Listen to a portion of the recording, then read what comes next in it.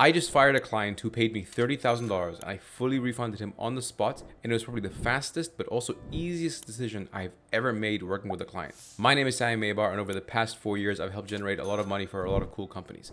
I've built some sales teams for people like Tony Robbins, Graziosi, Maxwell Finn, Ashton Hall, the morning routine guy, and because of that, I've also attracted a lot of cool clients who want to work with me. And so this client recently reached out and he said he wanted to go and have us take over and just deal with everything sales related in his business. And while this isn't the normal pricing point, in fact, we typically charge more, we decided to come to agreement where we would charge this client $30,000. But that's when we started noticing some red flags. And I want to talk to you about some of the things that I saw with clients that really stuck out that I should have acted on a lot faster. The first red flag was that this guy was genuinely aggressive. Like from the beginning, this guy was very butting heads with me, to the point that I even said, hey man, I've never helped someone make money who's been butting heads with me this much, like as much as you are. And I should have realized this from the first part.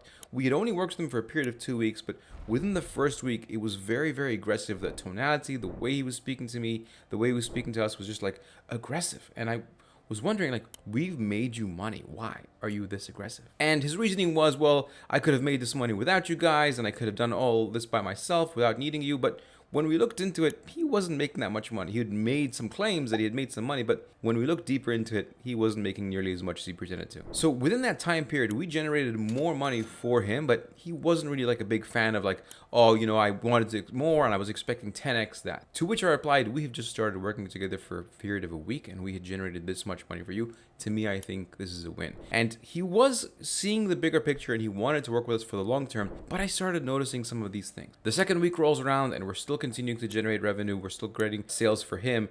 And he had come up to me towards the end of that week when a payment was due to pay out the sales team and the setting team and the closing team. And he had said something like, hey guys, I don't care what you say. I've already paid you guys. I'm not going to pay you out anymore. So we sat down and said, hey man, let's just look at the facts. Like if you expected us to pay out the setting team and the closing team from our pockets, the more money we make for you, the less incentivized we are, because then we don't make any profit here. And we obviously have team members that we're paying and all that stuff. So he didn't see eye to eye with us on that. He wanted us to pay the setters and closers from our pocket, which we make a certain amount, we end up having to go in the negative, which of course didn't make any sense. But that's not even the biggest red flag that showed up. The biggest red flag that showed up to me was when he said, hey, I refuse to pay the setting and closing team. That was for me was like the straw that broke the camel's back. It was only 2 weeks, but when someone makes threats like that and avoids wanting to pay people who've worked for him, you know, my responsibility, they're his responsibility.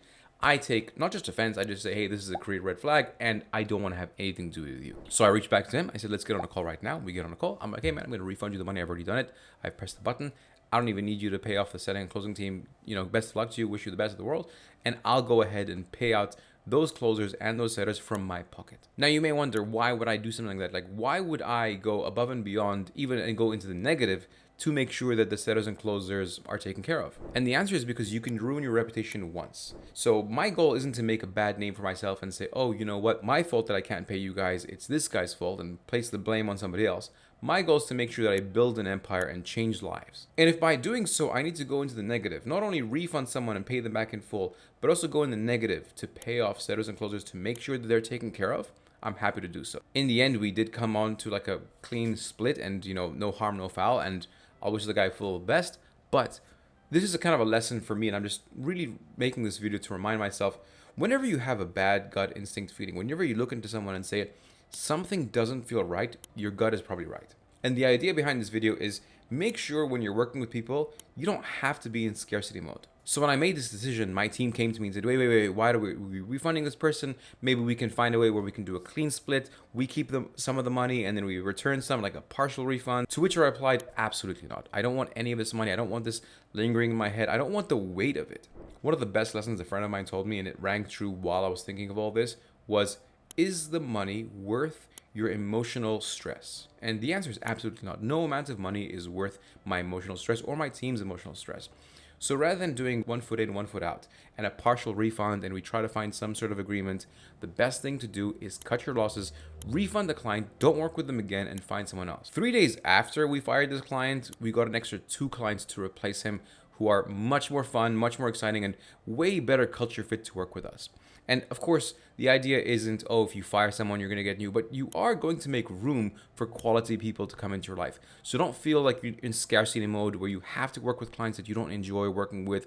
It's okay to fire a client, refund them the money so that you can feel good and focus on the clients who are a good fit. Now, if you've worked with some really bad clients in the past, please let me know in the comment section below. If you have one of your own stories, I'd love to read it. If you like this video, give it a thumbs up, give us a follow on this channel, and I'll see you in the next video.